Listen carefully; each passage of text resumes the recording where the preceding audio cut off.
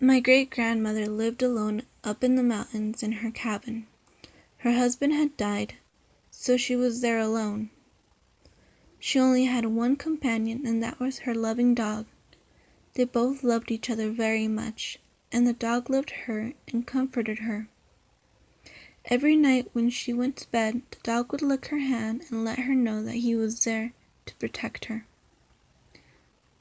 One night, she had gone to bed and the dog had licked her hand like he had done routinely every night since her husband died. But this night was different. She had woken up in the middle of the night because she heard her dog whimpering. She wanted to comfort him, to let him know that she was there for him.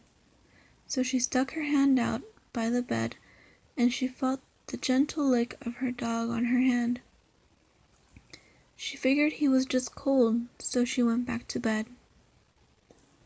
The dog's whimpers had woken her up a second time in the night, so she stuck her hand out, the dog licked it, and she went back to sleep. This happened a third time, and she stuck her hand out. The dog stopped whimpering and came and licked her hand. She stayed awake for a few moments afterwards, and the dog had stopped whimpering. She went back to sleep again. In the morning, she woke up and stuck her hand out of the bed, but nothing licked her hand. She thought that the dog had already awakened and was just in the front room. She rolled over, got out of bed, and heard a drip, drip, drip, drip. So she walked into the kitchen and turned the handle of the sink, but it wasn't dripping. She paid no mind to that and continued towards the bathroom to take a shower. As she walked into the bathroom, the dripping got louder. She turned and looked above the bathtub and screamed.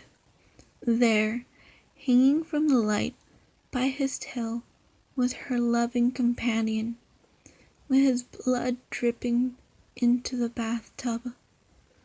She screamed and began to cry, wiping her eyes and sobbing. She turned around and looked at the mirror. In the mirror, she saw the dog hanging, and written on the mirror, in the dog's blood, with fingers, were the words, "Humans can lick too."